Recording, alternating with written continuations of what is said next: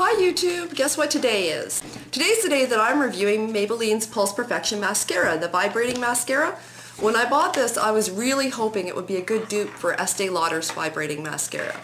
So I have a lot of concerns like putting it together and putting the battery in and everything, so I thought we'd open it together.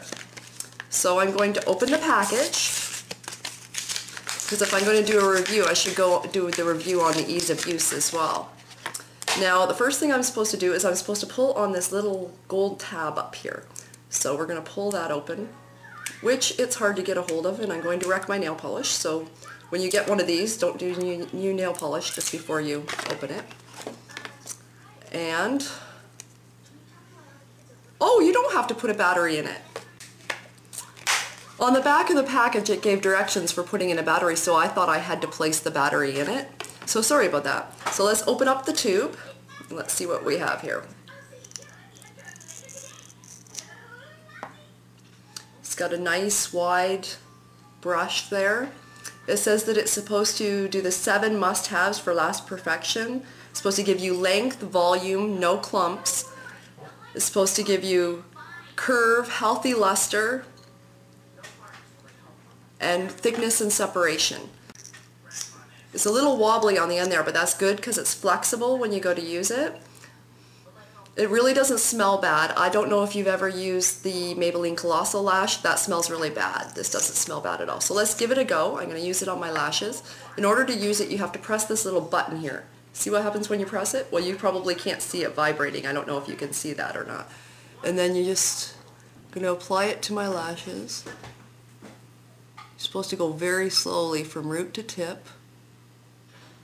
And you're not supposed to have to wiggle it.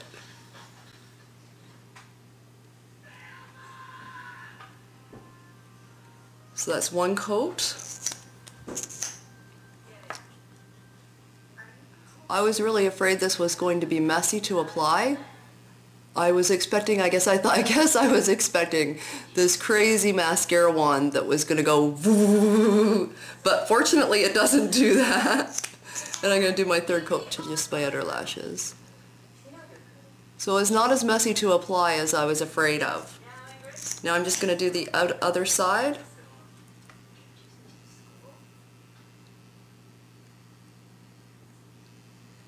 You have to keep pressing the button in order to keep it vibrating, which is a bit of a pain because after the first eye, my hand is starting to actually get tired and maybe a little sore.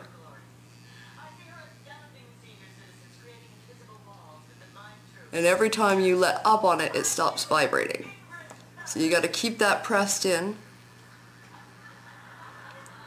And my hand is like cramped and tired and sore, so it's getting harder to keep it pressed in all the time. My hand keeps wanting to, just right there, keeps wanting to stop, and when I do, it stops vibrating. Okay, so now I've got the mascara on, and so far I'm thinking of the 7 things that they promise. They promise thickness. My eyelashes are a little thicker, maybe not as thick as when I use my biggest lashes, but it did create some thickness. Length. I do think it made my eyelashes appear quite a bit longer, actually. I'm quite impressed with that. Separation. I think it separated them very well, actually. Intense color. No more intense than any other black mascara, in all honesty. Curve.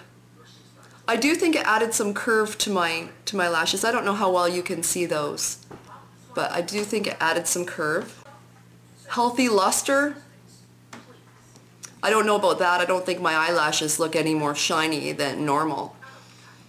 And no clumps. I see a couple of little tiny clumps, nothing major, nothing like I've got from other mascaras. So what I'm going to do is I'm going to go about my normal everyday life. So I'm going to come back and just sit in front of the camera so we can see how well it's holding out. If it's starting to smear under here, if it's starting to flake. I'm going to sit behind the camera. And we can see if it's starting to flake, and that'll help us with the overall review. So I'm going to go downtown and I'll see you in a couple of hours, YouTube. Okay, so I've been downtown and I had a harrowing experience down there, and I picked up McDonald's for my kids and went birthday shopping for Sarah, and I'm back home now, And this is how the mascara is held out. I've got a little bit of smudging under here. Can you zoom in on my eye, Danny? So I've got a little bit of smearing under here, but not a lot like I've got from other mascaras. Like, that's nothing to write home about. And I want to give this just a couple of other little tests. First test is, a lot of women, I don't usually, but a lot of women apply mascara on their lower lashes. So I want to see if this is going to be messy to apply on the lower lashes.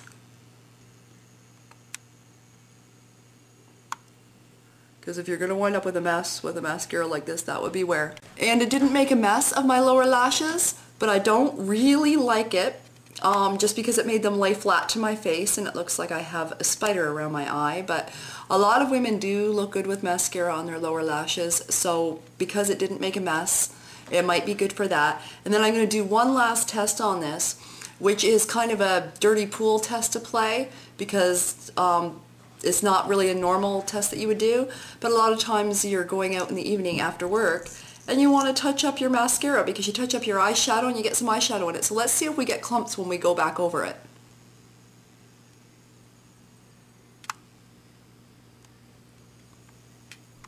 And we'll do the other eye really quickly here.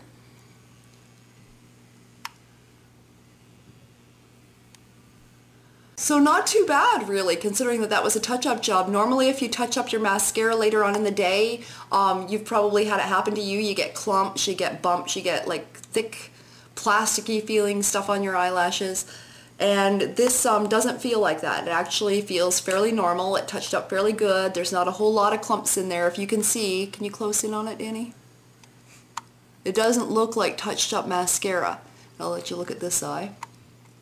It doesn't look like touched up mascara, so I'm really impressed with this mascara, no clump wise and length wise.